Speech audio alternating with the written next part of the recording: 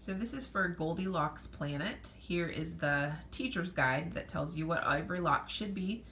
And then that last one where the key lock is, that's just kind of a bonus if you want to do that. So the first thing you want to do is set your 3-digit lock box to 672. And then inside that lock box, you're going to put your whatever UV lights you've got for the black lights.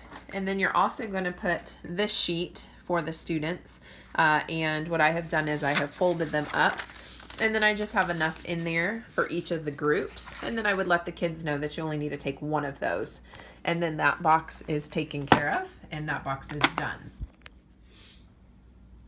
For your end box, whatever that box is, you need your hasp. And with that hasp, you need your 5-digit code. Now your 5-digit code you may have to adjust based on what letters you have on yours. And so that sheet that I just stuck in that 3-digit box, you can adjust that by choosing the first letter of the planet, the last letter of the planet. I ended up doing the 3rd letter of the planet because that fit the lock that I had. You also would then want to put on your 4-digit lock, and your 4-digit lock needs to be set to 2752. And then you would also get your directional lock, which my directional lock, I have it as right, and left. And then inside that box, you could put whatever treasure you want. An idea for this one would be some planet stickers or a planet stamp that the kids could have on their hands. As a bonus for this one, if you didn't want this to be your last one, if you want them to open up the hasp in all 3 of those locks, you could also have just a surprise in there that says, hey, this isn't the last one.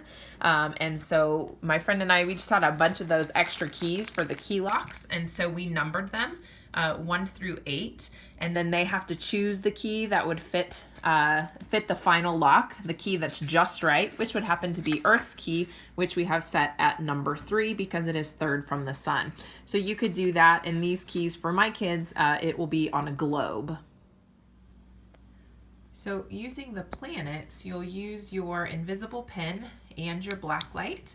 And on here, I have start here. You can't quite see it. You can see it fine on my end, but over the video you can't quite. But I put start here just over the planet Earth.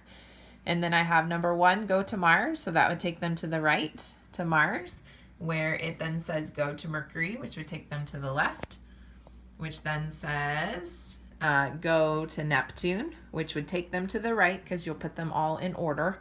And then once they get to Neptune, they'd have directions to go to Jupiter, which would be to the left. And then on Jupiter, I put a smiley face, and that gets them to the end of their directional lock. And then you would make sure that you hang these side by side so they can easily go right, left, right, left. And then this is the sheet that you will give the students after you introduce them to Goldilocks and saying that she is lost in space, and as she's learning about her planets, trying to find the planet that's just right. After you do that, you'll give them this, and they will complete this paper based on the outer planets and the inner planets information that you have hanging around your room.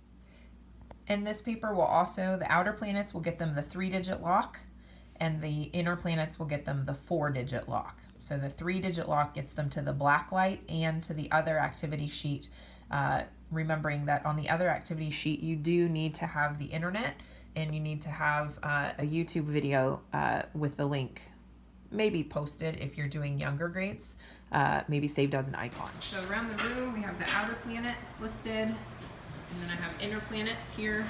I have the end to globe over there if you end up using that one. And then I have the planets listed that you use the black light on. And then another set, the inner planet, the planets over there.